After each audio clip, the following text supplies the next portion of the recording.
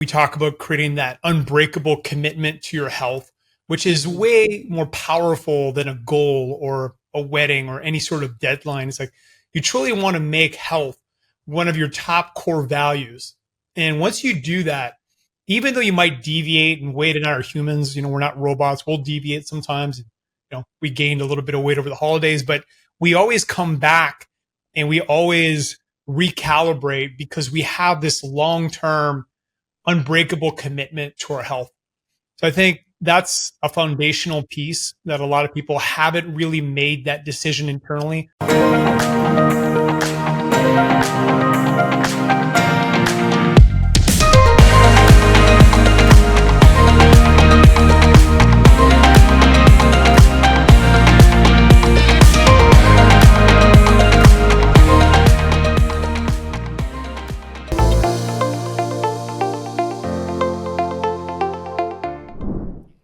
Okay, I have the honor of bringing Matt and Wade on to Passion Love Pursuit podcast. I am just so honored to bring on the top owners of the supplement brand BIOptimizers. As I was mentioning to you, I heard of your brand about a year and a half ago at the Health Optimization Summit in London. And I was walking around with Darren O'Lean and Jen Cohen, as we were just talking about, and they pointed out at your booth and they said, those are great supplements. And so, of course, when somebody I know that's really big into health recommends a supplement, I have to try it. And so I have one of your products, which is the magnesium breakthrough, which is awesome. I use that every night, which I know is one of your staple products that people are obsessed with. But welcome to the show, first of all. Great to be here. Yeah, thanks for having us.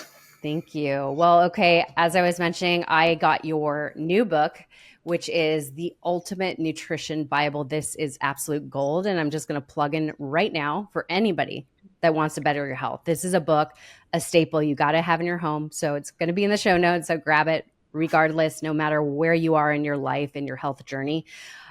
This Bible, this nutrition Bible, is more than just nutrition. You go into diets, you break down the benefits and maybe the downfalls of some diets and why you should try them and what you should look for possibly as deficiencies.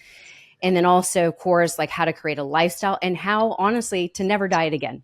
And I think that's really, I think anybody that wants to improve their health, they don't want to be dieting the rest of their life. Nobody wants to diet. And that's why so many of them fail, at least one component of why they fail. So let's kind of dive into this. First of all, why are you guys the ones that wrote this book in particular that literally is, I don't know how many pages, maybe 500 pages of wisdom? How did you guys get to the point to write this book?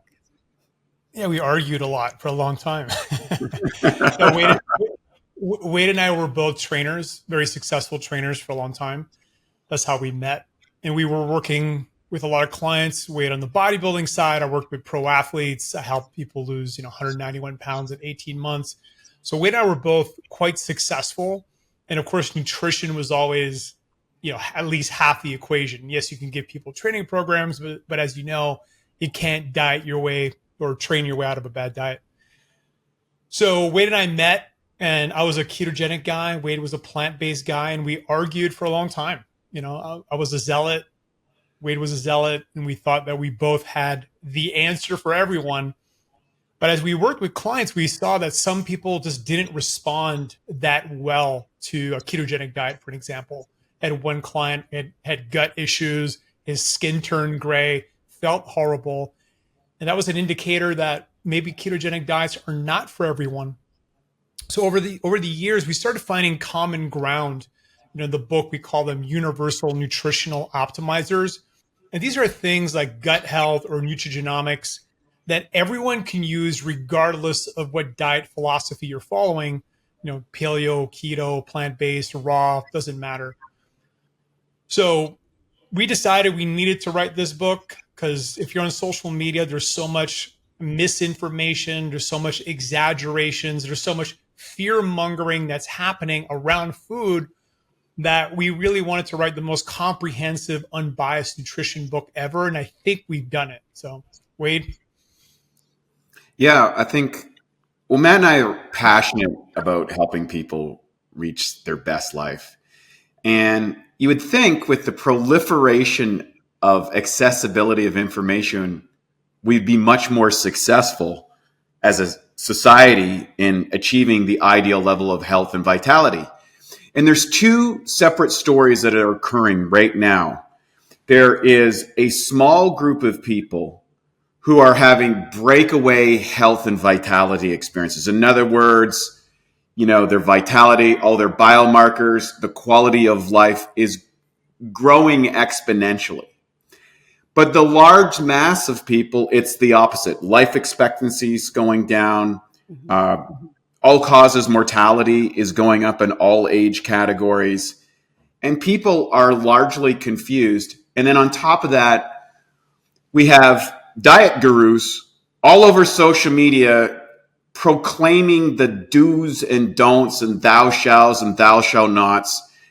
And when people are stressed or people are overwhelmed or people are struggling with something, and diet and how you look or how you feel is really personal and emotional for a lot of people, they want to gravitate towards a charismatic figure that says, I'm the savior that is going to lead you to the promised land.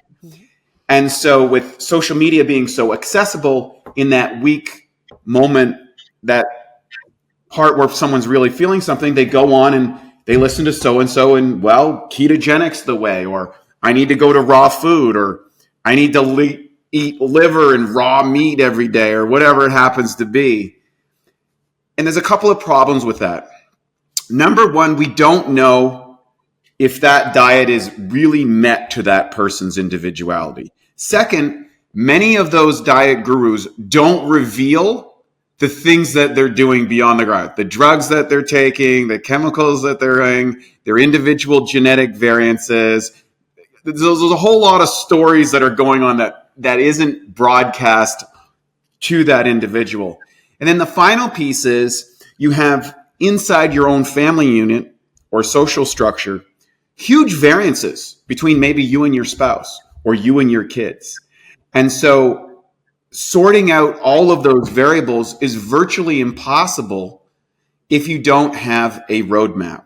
And so we created the Bible to say, look, there's a lot of different ways that you can be successful on a diet. And there's nothing wrong with following your favorite guru and expert if that's in alignment with these key principles. So we show people exactly how to be successful on any diet that you like while addressing the suboptimal aspects of because every diet has suboptimal pieces and every diet has optimal pieces. And that's going to vary towards the individual. So it's really a reference guide that people will use for many, many years. So good. And I think it's one key thing that you mentioned there is not every diet is meant for everybody. And I think that's where the key headline everybody needs to know, even though this keto is working for somebody, maybe you can't process high fat foods and then that's not the diet for you. And I think that's where the problem is in society and of course what's pushed out there. And so let's kind of address the elephant in the room. Okay, so top the new year. I think one of the main goals people have is either to lose weight, get your optimum health, or achieve this fitness goal, or maybe be ready for their wedding this year, whichever it may be. You state 97% of diets fail. So why are these diets failing? And why are these so-called New Year's resolutions people don't get past usually the first month? What is really getting in their way, and why are these diets failing for them? It's a lot of things. First of all, 97% of people fail, and they fail multiple times. It's just really important to point out that a lot of people get on a diet, maybe get some results, and they regain it, and they diet again, and they regain it, they diet again, and then at some point they just give up. And I think the psychological, emotional side is a major reason. We talk about creating that unbreakable commitment to your health, which is way more powerful than a goal or a wedding or any sort of deadline. It's you truly want to make health one of your top core values. And once you do that, even though you might deviate, and Wade and I are humans, we're not robots, we'll deviate sometimes. We gained a little bit of weight over the holidays, but we always come back and we always recalibrate because we have this long-term unbreakable commitment to our health. So I think that's a foundational piece that a lot of people haven't really made that decision internally. Of course, you have, Erica, so that's why you're here and you're communicating and doing these podcasts. But once you do that, I think everything changes. The second thing we talk about on the psychological side is you constantly need goals. Once you achieve a goal, let's say you are in the minority that's able to achieve whatever the objective was. You want to lose 20 pounds, 30 pounds. You hit that. If you don't have another goal lined up, you're going to default back to your old patterns. That's human nature.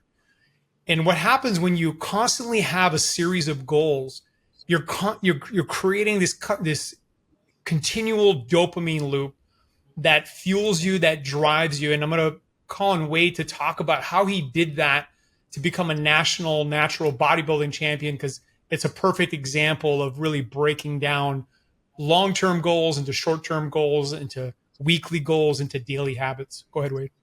Yeah. So I think it's also important to recognize that Matt and I aren't naturally disciplined people. And Really? I've been accused of being super disciplined. And I'll say it's an accusation because I always found it entertaining. But how I was able to overcome my natural psychological tendency to not be disciplined would be to leverage an emotional reason for an outcome. And for me, I'm not deterred by really long-term goals. I like long-term thinking, and maybe that's one of the reasons why I'm, my discipline might be as weak, because I'm like, well, I'm going to get there eventually. So what's the rush? Some other people are like, I need to be done in 3 weeks. I'm like, 10 years, that looks like about the timeline I can handle. So what I would go is I would look at what is the ultimate vision. So when I was a teenager reading Arnold Schwarzenegger books, it was go compete at the Mr. Universe, Mr. Olympia, and all those things. And so, well, obviously as a 15-year-old boy, I'm a long ways from a bodybuilder. So what did I do? I set that as my ultimate goal. Well, to win that, I'd be a national champion. To be a national champion, you've got to be a state or provincial champion. To win that, you need to be a local champion. To be a local champion, you need to get some muscles. To get some muscles, I'm going to need to get a workout program. To get a workout program, I'm going to have to start training.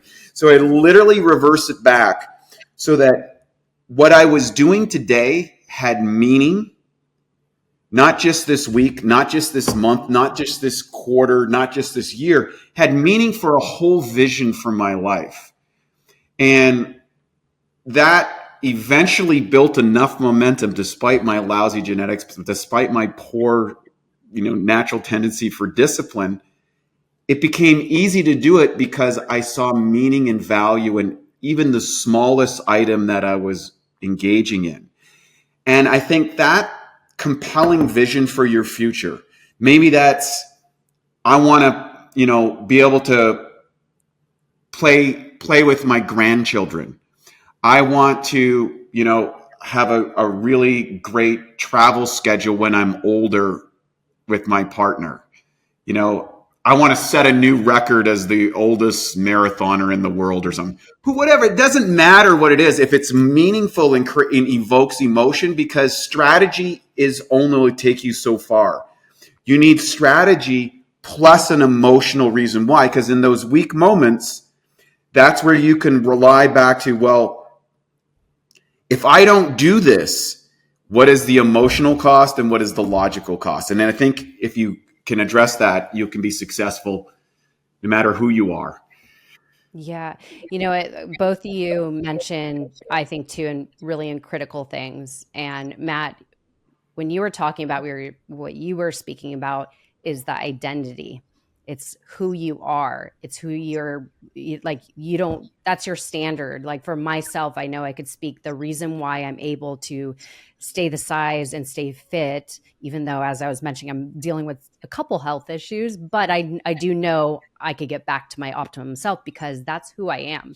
That's who I choose to be. That's my standard. So I don't settle for anything less. And I think personally, my personal opinion is that that's the goal we should have, is like, what is our goal of who we choose to be, our standards we're going to set for ourselves. And Wade, you kind of touched on that too. You saw the vision, you casted the vision of who you wanted to become. And so that drove you to do the steps that it took to get there. So it's kind of like two in itself, is the person I'm becoming and the person who I am, and setting that bar. I think that's really a key way to look at it. So I love what you both shared in that. So let's talk about, as we said, there's a lot of noise out there, all these diets, and there's a lot of great, there's a lot of great influencers out there, or fitness gurus. And these are like reputable people that we should look towards, but it gets very noisy out there. So people don't know what to choose. And sometimes they'll jump into something because they've heard it so many times. It's that like marketing thing. You need to hear it 7 to 10 times and then you jump in it. And so why, or what should we look out for when it comes to these type of things? Like, what should we be aware of? What are the lies out there that we should be like alert and notice in the industry today? One of the things we're big proponents of is that there's no evil foods. And I think one of the most popular trends on social media as far as nutrition is vilifying foods, whether it's kale or it's oats or it's seed oils, et cetera, et cetera, et cetera. First of all, I think the dose always creates the poison. So a lot of times people talk about, kale, for an example, creating kidney stones. Well, maybe if you eat like 5 pounds a day nonstop and you've got bad genetics for it, you might have issues. But if you eat a bag of kale chips once in a while, or you put kale in your salad, I don't think it's going to impact you on any meaningful level.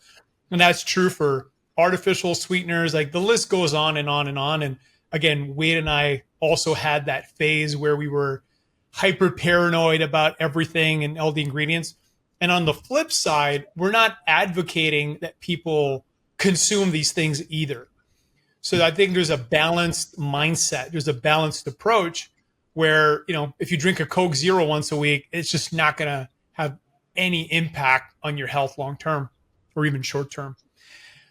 So I think that's a really big one. And I get it from a marketer. I'm a marketer. I've been a marketer since I'm 19 years old. And they do that because it grabs attention and then people have fear.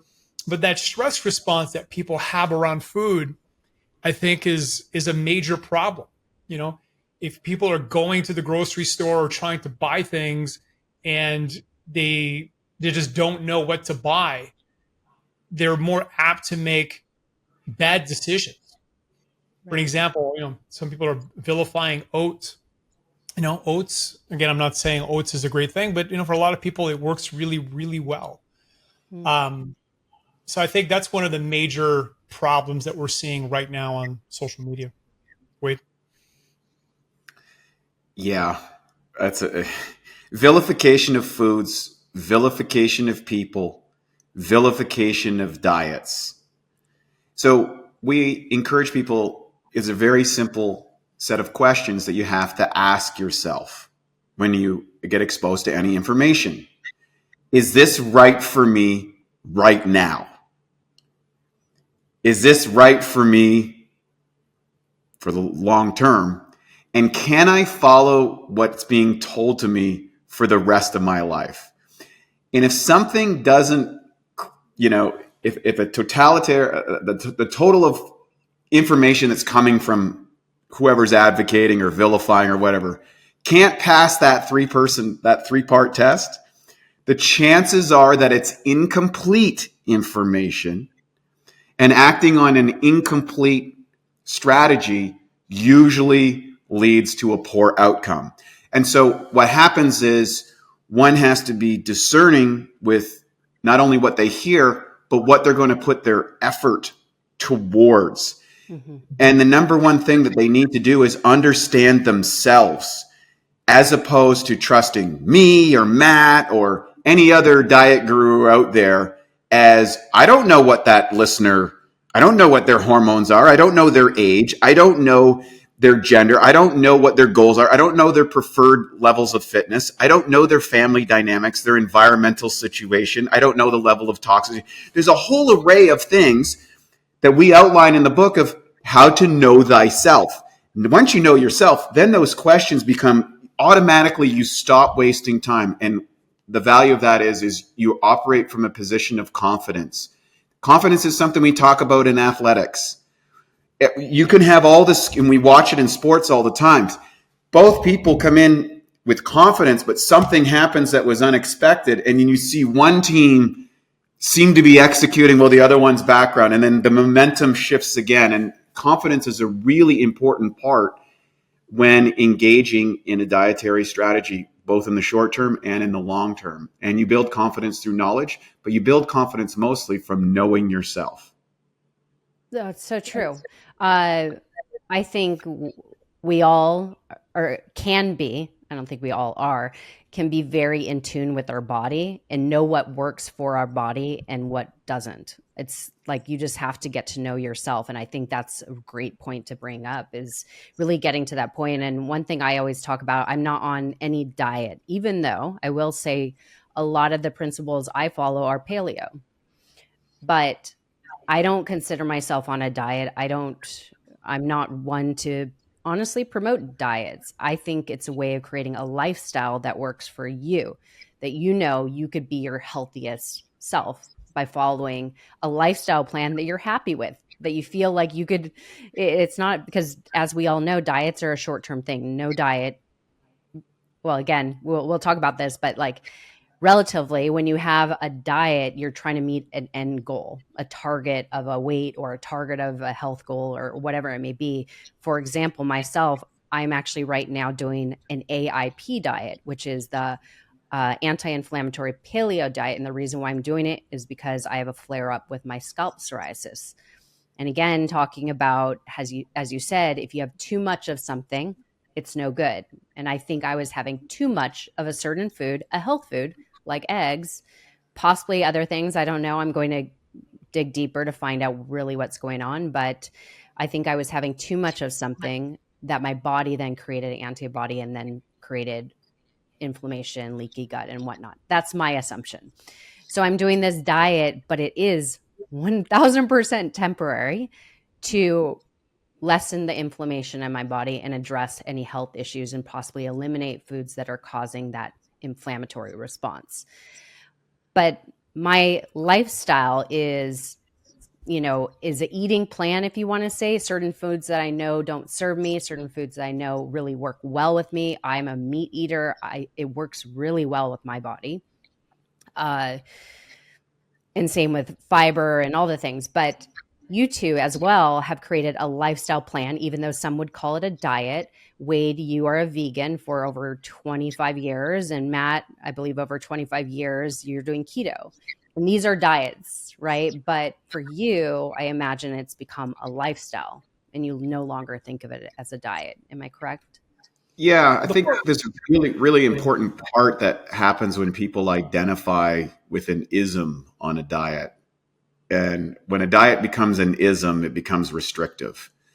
So, for example, I didn't grow up as a plant-based person. I grew up in a rural part of Canada, hunting, fishing, all that stuff. I had a gun license when I was 14, all that sort of stuff. We grew up farming and things like that. So I don't see anything wrong with any of that stuff. I did an experiment on a plant-based diet, and then I decided to keep running the experiment. It's been ongoing for 22 or 3 years or whatever, So, but if it comes to a point where I have information that suggests to me that I can no longer relate on that and maintain my health and vitality, I'm more than free to shift, because I don't identify as being a plant-based. I identify with being a person who pursues excellent health. That's it. And whatever I need to incorporate to get there is all that matters. Now, do I find it fun and fascinating by experimenting with both the advantages and disadvantages of a plant-based diet? Because they are legitimate. Yeah, I do. Do I love having debates and discussions with carnivore or type individuals who want to take shots at me? Yeah, I like that, because I want to expose my philosophy to outside information that may be helpful. I learned a lot from Matt and his choices around ketogenic, because some of the advantages in the ketogenic diet are serious liabilities in the plant-based diet. Essential fatty acids as an example. So if I didn't have those discussions and arguments with Matt, if I wasn't sharing information with him, I wouldn't have addressed those issues and may be running into significant problems that many other plant-based people would do if engaging in a plant-based diet. So, yeah, I think that discussion is really important. Matt? Yeah, the book is really a collection of nutritional strategies. It's not really a diet book. And of course, there's a section where we cover a few popular diets. But things like calorie cycling, or what you need to do to build muscle, or what you need to do to lose body fat, or nutrigenomics, or optimizing your gut biome, is just loaded with a variety of strategies that you can personalize, use them when you need them, cycle them, stop doing them when they're not useful anymore. And I think, true mastery is when you're able to just combine different strategies at different times based on what you need right now. I think the question Wade asked, is this right for me right now, is such a powerful question. And, you're a great example of that right now, Erica. You're doing something right now that's appropriate for you, and you'll keep doing that until your challenge is resolved. And then after that, you might just do something else. And again, that doing something else and being tuned in and constantly having goals, like we mentioned earlier, is so powerful and important. So yeah, no diets, just all nutritional strategies. Yeah, I think that's a really good point, is that what's your goal right now? And what do you need to do? Like, obviously I talk about self-discipline all the time, because if you have self-discipline, that builds your confidence, it builds your self-love, self-respect. Like, self-discipline is a muscle that we need to utilize more often. And doing such a diet as AIP, I mean, I don't want to be doing it. I really don't. And it's not so much stricter than I usually am, but I will be honest, one of the things you're supposed to take off there is coffee. I'm not doing that. And the reason being, because I'm like, you know what? I think I'm good with coffee. But this is just how I feel. I'm making that personal decision and choice. But I think that we can have little wiggle rooms, unless it's very, like, I don't know. That's my opinion. At least I'm doing it for myself, because I like coffee. So I'm not going to remove that yet. Yeah, I think the intensity of the condition dictates, or the timeline of the outcome dictates, the level of discipline and restrictions that might need application. Obviously, if someone is really ill and they have a serious case of diabetes, or they've got a super cancer that they're dealing with, adherence and extreme dietary restriction at that point, probably a good idea. If you're getting ready for a physical contest, or you are pregnant and you want to make sure you have the healthiest baby, exerting that discipline is probably a good thing. And then when that phase has moved past it, well, then you can open up the playbook a little bit more. I believe that the healthier you are, the more options you have, but the more discerning you become in how you engage in those things, or how you enjoy those things, or how you restrict those things, because it's not based on anxiety or, oh my godness. It's like, I get to do this because I want to do this. And I think that's the attitude that I think is how long-term, successfully healthy, vital people deal with the whole concept of diet. So really, if we look as an industry, and we've been in this industry our whole lives, as advocates of a healthy lifestyle, the whole industry has to take responsibility for the failings of society. The messaging that's been going out there is not serving the public. It's not relative to what they're facing as society. It's not addressing their emotional, psychological, and biological needs. And that's why we came out with the Bibles. Like, here's the things that you can figure it out for yourself. 100%. Yeah, I think that's great. And, another thing that's very common is yo-yo dieting. And you do talk in the book, it's pretty much at the top of the book, you talk about how harmful that is and what we should do instead, or focus on instead. So can you kind of walk us through a little bit of that? Because that is a common thing people do, is they go to this diet and then they jump to this diet, or they pause this diet and then go back to this diet. Yeah, I think the perfect world, you diet once and you're done. Now, dieting is hard. It's hard mentally, it's hard physically, it's hard psychologically. I mean, it's just hard. And if you're able to go through that and hit your weight loss goal, the last thing you want is to go back and regain all the weight or weight plus some extra weight, and then try to redo it again. And, you know, I've been there, Wade's been there, and it sucks. So what we want to try to help people is a one and done. And one of the main things is you got to take your time. Wade and I are both from the world of 12-week transformations and all of these things. But even Wade as a bodybuilder, and you know, I'll cue him up in a sec, he would take way more time than his competitors to get into contest condition for a bodybuilding show. And, you know, for myself, with my clients and, you know, anybody I've worked with, you know, most people want to lose, let's say 30 pounds in 12 weeks. Well, what if we do that in 6 months? You know, if you got 50 pounds to lose, what if we do that in a year or 18 months? Like, there's no rush. It's better to do it once and do it correct than to crash and burn and blow out your metabolism. And one of the reasons that people fail is biology, human nature, that's evolved over millions of years. And we have these starvation survival mechanisms, self-defense mechanisms that kick in, such as ghrelin increasing, NPY, which is a peptide in the brain, which makes you insatiable, which I experienced because I dieted too hard, too fast for my wedding. And I was hungry for 2 years. Like, didn't matter what I ate, didn't matter how much I ate. I was just constantly hungry. And I regained all the weight I had lost for the wedding. So these are all great lessons. And I think, you know, taking your time and doing something called diet breaks. And a diet break doesn't mean that you're eating whatever you want. You try to go back to maintenance, and you know, you can time that with vacations, or you can time that with periods in your life where you're really busy and you got a lot of stuff going on, and maybe you don't have the willpower or the energy to be in a calorie deficit is really important. And once you do reach your goal, we talk about reverse dieting, which has been an innovation in the nutrition space that we were missing. I remember getting a client that had been on a diet, an 800 calorie diet. Her metabolism was destroyed. She wasn't losing weight anymore. She was doing hours and hours of cardio. Nothing was working. And I didn't have the answer. If I was working with her today, the first thing we would do is let's slowly increase your calories by about 100 to 150 calories per week for 12 to 16 weeks to rebuild your metabolism. And then let's focus on losing body fat. Another key thing is you want to preserve your muscle mass if you're in a weight loss cycle.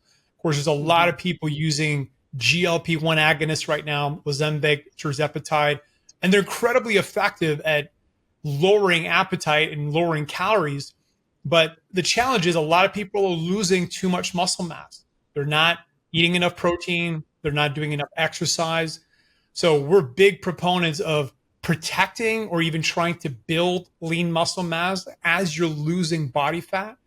Because when you're talking about metabolism, what you want to do is to try to maintain the fastest metabolism possible while you're losing body fat or losing weight.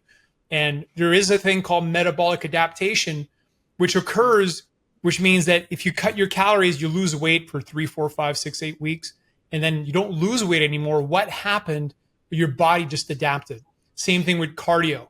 You know, you start doing cardio, you lose a bunch of weight, and then the cardio doesn't seem to be working anymore. What happened? Well, your body adapted. So in the book, we outline, a huge variety of strategies to fight all of these things that will happen unless you do things intelligently. Wade? Yeah. I mean, not really much more to add to that. I think Matt covered most of the components. We can kind of move it along so we don't have to get too deep in repeating each other's words. Yeah, no, I think that's a really good thing. And I think it's more common than we even really realize of this adaptation and that plateau that we reach. And people, the common thing is like, I'm doing everything and I can't seem to lose weight anymore. And I think a lot of people struggle with that. So as you said, you walk through a lot of this in your book. This book is freaking amazing. But that's definitely a key point that people should learn more about and why that's happening. And I think you kind of brought up some of the things is our metabolism, possibly also how is our hormones, our sleep. And one of the things you stated in the book, which I want to pull it out because it was so good. You said great sleep is one of the biggest or breaking factors for anyone trying to lose weight. I don't think a lot of people think about this. And I heard this somewhere. I think it was Matt, you spent like 10,000 plus, or maybe it was more, on learning how much was it? 45 grand on sleep gear. Okay. A little bit more than 10 grand on improving your sleep quality. And I think a lot of people have heard it now, like sleep is number one, but people don't really address it like head on. Like, how can we actually improve our sleep so that it doesn't affect all these other areas in our life, our performance and, mindset and, cravings and all the things. So if you were to just drop, because I know having a sleep episode is probably, an episode in itself. So if you were to drop maybe 3 or 4 things that we could all do to help improve our sleep, just head on. Yeah, just in terms of the consequences of bad sleep. So like one bad night will activate all these bad genes that are involved in cancer, for an example. You will have a much different blood sugar response the following day with one bad night of sleep. And I was talking to a professional long endurance athlete, and he showed me the data because he was using a CGM of one bad night of sleep. His diet was the exact same as normal, but his blood sugar was 20, 30 points higher than usual.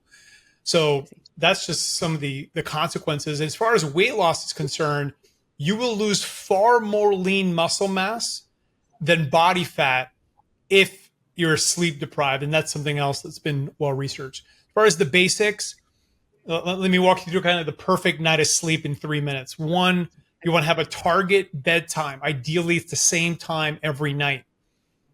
2 hours before that, start dimming lights or wear blue light blocking glasses. You really need to start controlling light that will tell your brain that it's nighttime, it's time to go to sleep. An hour before your target bedtime, perfect time for magnesium breakthrough and or sleep breakthrough. So you're giving your body kind of the nutrients it needs to produce melatonin naturally, which is always a better approach than taking melatonin, in my opinion. Whereas your bedroom, pre-chill it. Like I turn on the AC hours before I go to bed. What's the ideal temperature? Depends on the person, but you want your head to be 1 degree cooler than your body, Celsius. So I sleep in a pretty cold room, like 67, 68 Fahrenheit. And I use an 8 sleep, which I've tested. I was a chili pad fan for a long time. I bought the first one, I bought the third one, got an 8 sleep. 8 sleep is like just a different level. So huge fan of cooling pads that you put underneath your bed sheets. Another critical thing is completely blacked out bedroom, because in the morning when the light starts coming in, and some people like waking up with sunlight, you will wake up. And you might wake up before where your body would naturally wake up, or how much sleep you actually need. So I'm a huge fan of completely blacking out your bedroom. Put garbage bags on your windows if you have to, whatever it takes. I like 2 layers of blackouts. And I think those are the fundamentals. Mattress wise, I'm a huge super fan of Essentia. It's a Canadian company. They use a tree sap to make their memory foams. And I just think they're phenomenal. Like I'm a huge super fan of their products. And yeah, I think that's the basic right there. So helpful. Yeah, I think that's something that people should take a little bit more seriously. So I think that's great.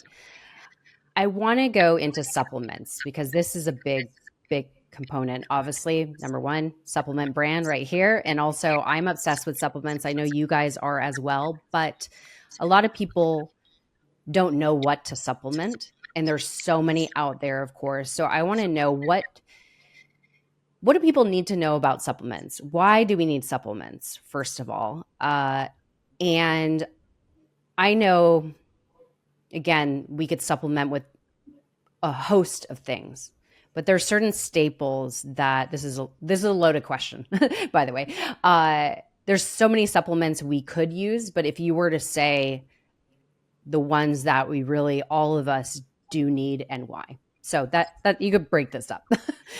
Go ahead, Wade. So I've been in the supplement industry my whole life and have worked at virtually every single level of the industry, from being a consumer, an athlete, a consumer of information, working in retail, working in the warehouse, then developing our own product line. And we did that for a couple of reasons. One, I want to state something that a lot of the criticism around the supplement industry is warranted. There's a lot of bad products based on Me Too theories. Oh yeah, we heard that this nutrient is great. Yeah, well, we got that. Me too. We you know what I mean?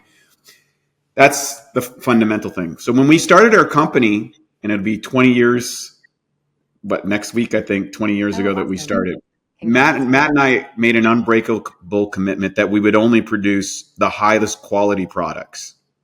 And we can get into what that entails. I'll let Matt talk about that in a second, of how we can actually prove that.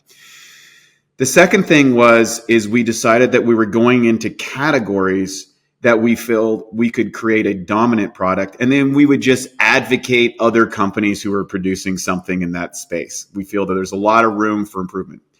The third thing is one of the common statements that goes out there, I think, which is really detrimental to people's lives. It's the level of ignorance of this statement and the damage that is done, I think, is really serious.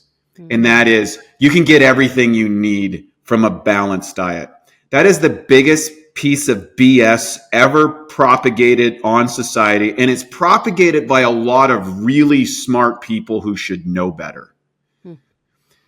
The reality is that we have been living in a significantly altered environment for the last 100 years. That means the agricultural products that we're getting, whether that's meat, animals, livestock, plants, whatever, most of that has been so significantly altered and so deficient in the key elements that made it, that it is almost impossible. I think it is impossible to get everything you need from any kind of diet, whatever that dietary strategy is. Then there's another piece on top of that, and we go into this in the book. As an individual, you have a set of genetics, which means that you will have capabilities. For example, my girlfriend's dark skin, I'm light skin. I can go out in the sunshine for 15 minutes and manufacture enough vitamin D for me to last all day. She could be out in the sun for 6 hours and still not have enough vitamin D to have a healthy immune system because of the variance in her skin. That's a genetic, that's just melanin. That's it. That's the only difference between the two of us. If I stayed out there for 6 hours, I'm going to be burnt to a crisp. She's going to look golden and beautiful, right? So that's just an easy, obvious thing to take into. But when you get into your genetics and maybe your hormone levels, and then what you're doing as an activity base, well, now you're going to realize, well, maybe I don't methylate this particular vitamin well. Maybe my diet is deficient in these particular minerals or nutrients, and I'm going to have to take more of those in order, or I need to get those because I'm not getting it in my diet, or I have a challenge absorbing it. And so that's why, and the final piece, and I'm going to turn it over to Matt about the proving and the science and things like that, is that here's how we get hooked from a marketing standpoint. And we talk about it. It's called the BS of the bell curve. And basically what happens is you go on a site, you get on Instagram, social media, listen to a podcast, and Mr. or Mrs. So-and-so says, I struggled all my life with this. I tried all these diets. I tried this, and nothing worked. And then I took the magic miracle nutrient, and wow, my whole life changed. I lost a bunch of weight. I became smarter than ever, more beautiful, dynamic, and life is groovy, right? And then there's a bunch of testimonials of people who, just like Mr. or Mrs. Guru, had the same experience, right? And so they are the people who, at the top 2% of the bell curve, that was the perfect supplement for them at that time that worked for them. So I believe the stories and I believe the experience. The problem is you've got a distribution of that bell curve of the other 98% people. Now, what happens? And so it works a little bit for some people, okay, for a bunch. It didn't work for someone else. And then there's the 2% on the other side of the bell curve. They gained a bunch of weight. They developed a horrible illness. Their life completely melted down. And then they become the haterade parade against that person. And then guess what? They discover the magic nutrient program for them, and the cycle swings to the other side of the equation. And now you need this. I thought it was that, and they're all wrong. And if you listen to them, you should, it becomes almost like religious warfare or something. It's just absolute. And because we're emotional creatures and we have a recency bias, and especially if you're younger, you haven't been through this like for the last 40 years like I have and Matt's have. It's like we've seen this cycle over and over and over again. So we're like, let's disrupt the cycle. And then going back to quality, improving, maybe Matt, you want to talk about the labs, our capacity around raws beyond the assays, and then how things work in the body, I think is an important distinction for the best companies like BIOptimizers and what we do. If you're listening and your goal is to be as healthy as possible, one of the most important concepts is biological optimization, which is, of course, who we are as a company. But what does that mean? It means that you have the appropriate amount and quality of all the critical nutrients you need in your body, and that they're all working in harmony.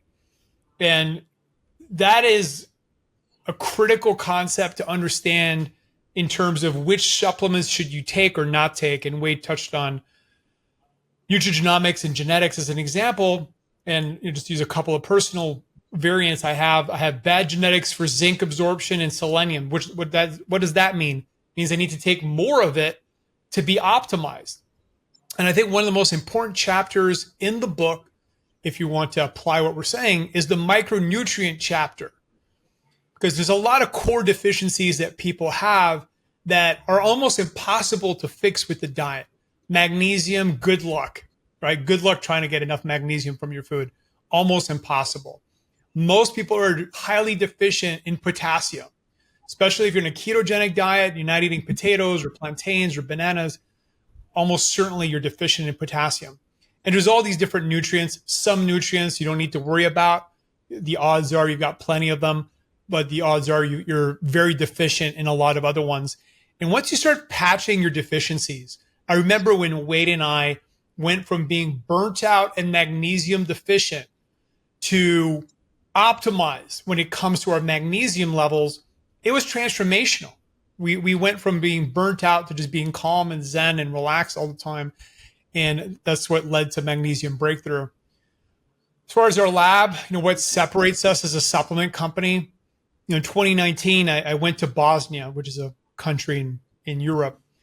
And I was walking around the campus and I met the head of the biology department, Monia Advic, and we partnered up with that university where we supply them with equipment that the university would never buy. And then we get brilliant scientists working on our products, doing nonstop experiments. Every week, we're probably running around 50 to 100 laboratory experiments to, first of all, to source the best ingredients in the world. And I can tell you that about 80% of the raw ingredients on the market are garbage, they're weak, or they're ineffective. Then we start testing all these combinations. One of the things that we're huge proponents of is cofactors and combining ingredients together to multiply the effectiveness of whatever it is that we're trying to achieve. And virtually every product we have has been built that way or is being relaunched with new versions that have been built that way. So we're relaunching all of our enzymes. We're working on Magnesium Breakthrough 5.0. We have Cycle Care, which is a new product designed for women's monthly cycles and trying to diminish all of the challenges that come with that. That's coming out this month. We're working on a Superwoman system, which is going to cycle with all the 4 phases of a woman's monthly, journey. We have a Superman system we're working on. So we have a long list of amazing products we're working on. And our most popular products is definitely Magnesium Breakthrough, followed by Masszymes, which in terms of like optimizing your nutrition, we have a whole section in the book on digestion. I think masszymes is an absolute game changer. When you start breaking more protein down into amino acids, which is what it's designed to do, everything improves, right? You're really, getting more amino acids into your system, so you recover faster. You're able to build more neurotransmitters, and I think the long-term health benefits are massive. So good. So a lot to say to that. So I did actually, this is where I discovered Upgraded Formulas. They have a hair mineral test that I did actually at the Health Optimization Summit. And my goodness, did that open the window for me. Like that, have you guys done that? Or another hair test, I assume? Yeah, I did one recently. It's brilliant. It tells you so much, and it covers your adrenals, your thyroid, your hormones, you name it. It pretty much covers it. But it's basically to see where your mineral deficiencies are. But also, I don't remember. Well, I remember some of the things that came on the test. But for example, a lot of people, I'm sure listening right now, need to know that when you take vitamin D, you must take K2 with it to absorb it fully. Mm-hmm. But there's supplements, as you mentioned out there, that don't combine the two. Why not? You would think if you need this, the average person doesn't know that, so they could be taking vitamin D all day long and possibly not absorbing it to the optimal level because of this. And so I think that's really a key thing that people need to learn a little bit more about how to supplement, and not just to supplement because you heard this person saying to do it. And I'm sure you guys know Gary Brecka, and he's all over the net. For anybody that doesn't know who Gary Brecka is, he's kind of the one like really going down this path of talking about the gene methylation and deficiencies and why this is important for supplementation. As you spoke about, Matt, is like knowing what is your body actually deficient in, what can you not absorb like your neighbor, and so to know a little bit more, you have to do certain testing. Like I said, the hair mineral test, I'm happy to include that link in the show notes, but I would love to hear your guys' opinion on tests that you recommend for people to understand more of what they need to supplement, opposed to, like, as you said, most people are deficient in magnesium. Completely agree. And also vitamin D is also being talked about a lot as well.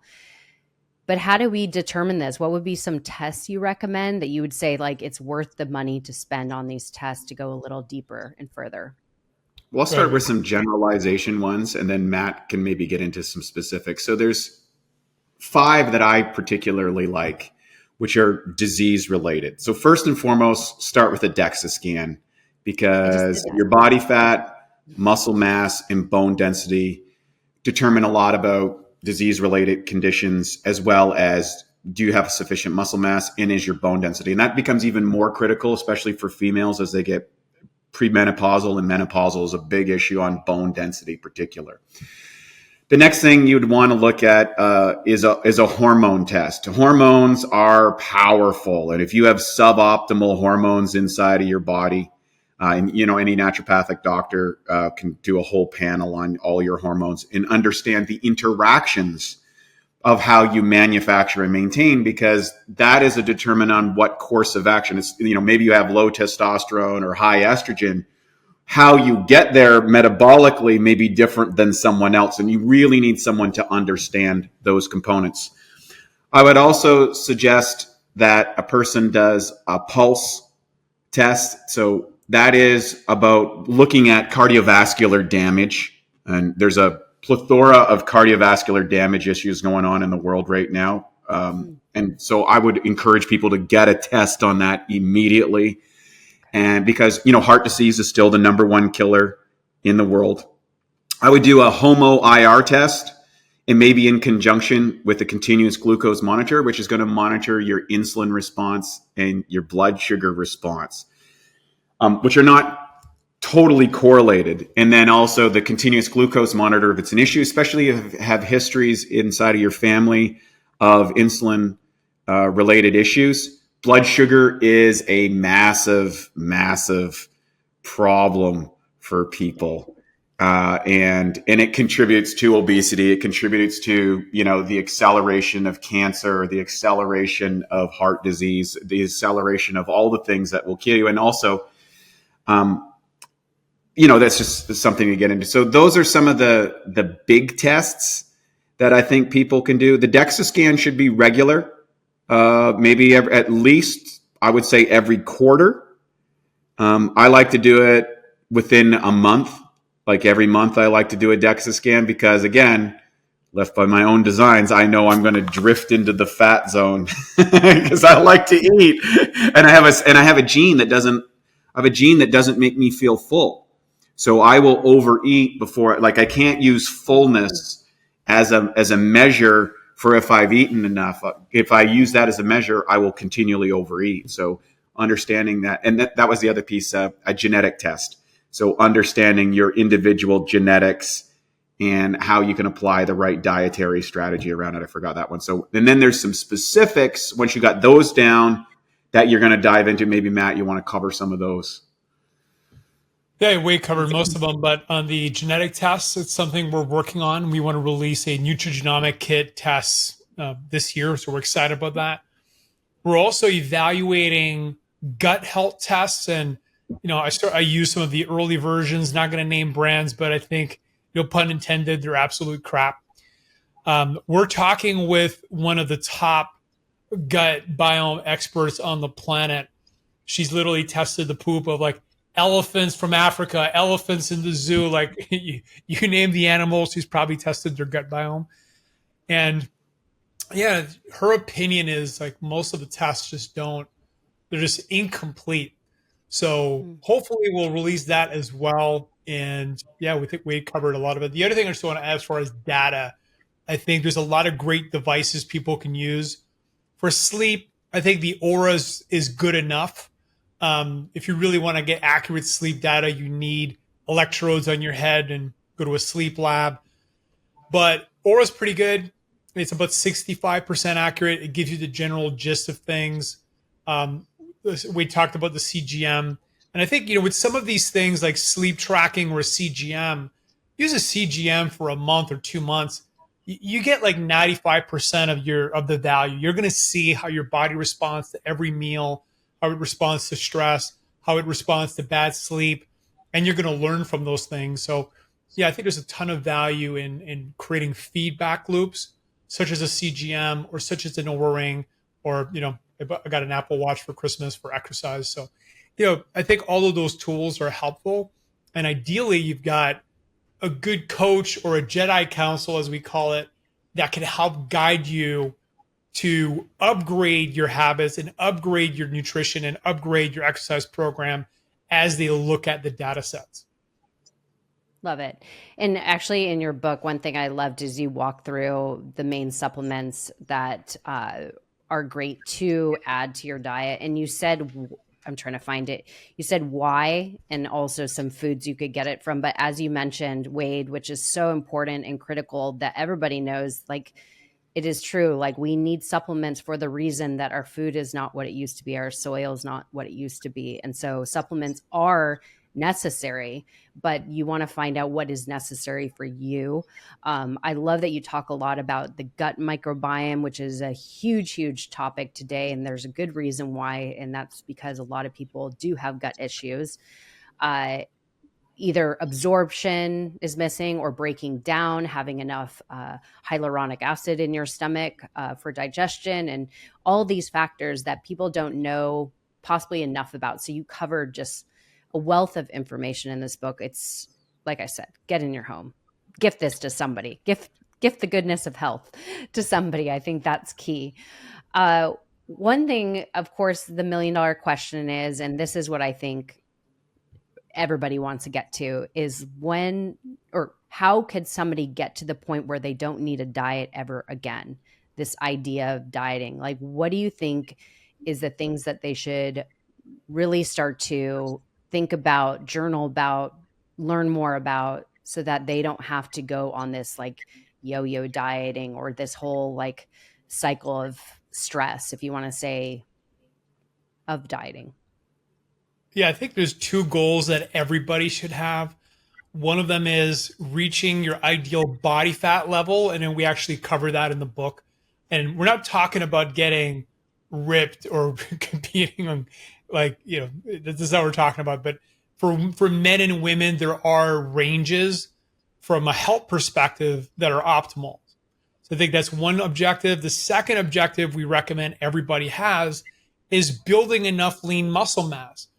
And the great thing about lean muscle mass is once you've built it, it's relatively easy to maintain it. You need about a third of the training volume, for an example.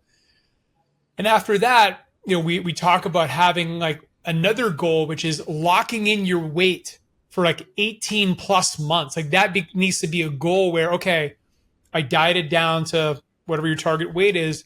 And now I have a new goal, which is to stay within 5 pounds of this new weight for at least 18 months. And Wade, maybe you could talk about alarms and, because that's been a key strategy for you personally. Yeah. So age and stage of life is going to determine what you're doing. As you get older, the reality is you have the time to rebound back is longer. So, but hopefully your knowledge should be superior so you don't go as far astray. So I have a set weight point theory. And Matt, we've noticed through observation, it takes 18 months to be stabilized at a new body weight. So if you've been, say, overweight for an extended period of time, which many listeners probably have been, then you want to set your ideal weight. Let's say it's 10, 15, 20 pounds lighter. You set that point, you get to that point, and then you set what I call alarm bells. And that is, you take for me, I have, my ideal body weight's around 185 pounds.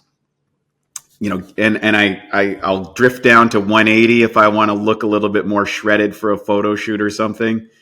And if I go on vacation, like I just got back from the holidays, 190 is my alarm bell. So I triggered the alarm bell at Christmas time because my mom makes really good stolen bread and it's awesome, and Christmas stuff and everything. I just loaded up on it because I only see them once a year, and I did it. And I'm like, ding, ding, ding, ding. There goes the alarm bell. I gotta get, so I'll tighten up the diet. I'll tighten up those things around that. And so I don't see it as dieting per se, as like, I'm just like, oh, it's like the lane assist. Oh, ding, ding, ding, ding. There's a car in your vehicle that's going to run you down. Ding, ding, ding. Oh, you're going to go back to your old fat self weight if you don't handle this.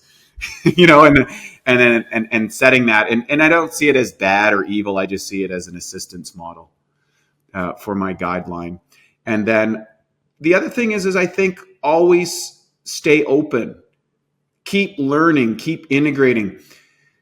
It's very easy to kind of get static and stagnant in your knowledge. And I think just by reviewing information regularly, that you stay on point naturally because it's in your mind all the time. So a little bit time about learning about exercise or diet or training or nutrition as just part of your routine, so that you continually identify as a healthy person, but you're still reinforcing good habits.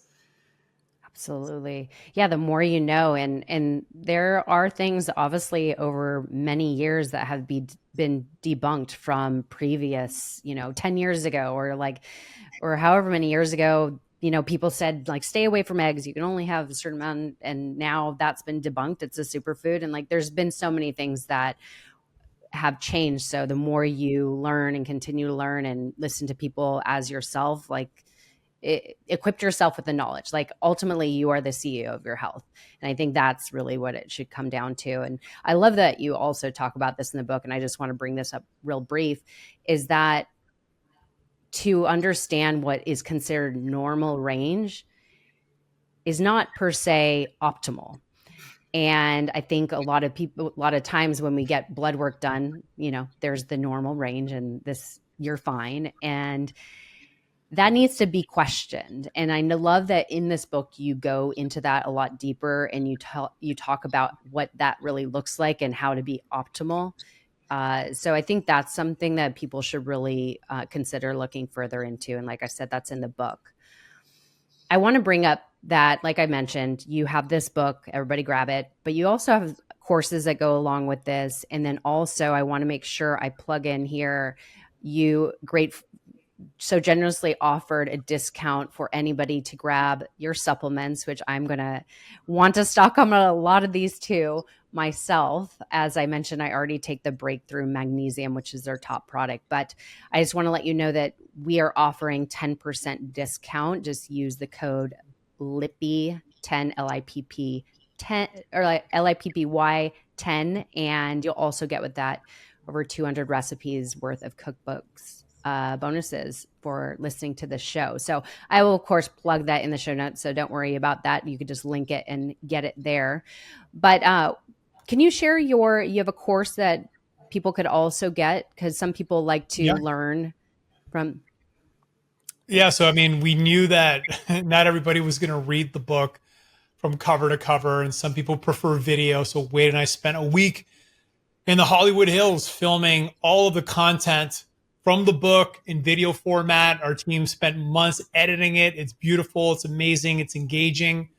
So if you go to ultimatenutritionsystem.com/Erica Lippy, you can get the book or the book with the video course. And you get 3 cookbooks, as Erica mentioned. You get also an entirely different book on supplements. The book was big enough, we had to pull it out. So there's over 200 pages of content related to supplements that's exclusively available on that URL. And yeah, there's all kinds of other amazing bonuses. So ultimatenutritionsystem.com/Erica Lippy. And if you want to try our supplements, go to BIOptimizers.com and make sure you use Lippy10 to get 10% off. You're awesome. You guys are so phenomenal. I know you both got to run, so I'm just going to wrap it real quick. Thank you for this. I mean, so much wealth of information. Everybody, you're going to want to learn more. And so I already told you what you got to do. So thank you, Wade. Thank you, Matt, for all your time and the insight. And thank you for spending 3 years creating this book so everybody could have it, in their homes to access at any time. Appreciate you guys. And definitely, I can't wait to chat to you more. And thank you all for listening. Thank you very much. Thank you.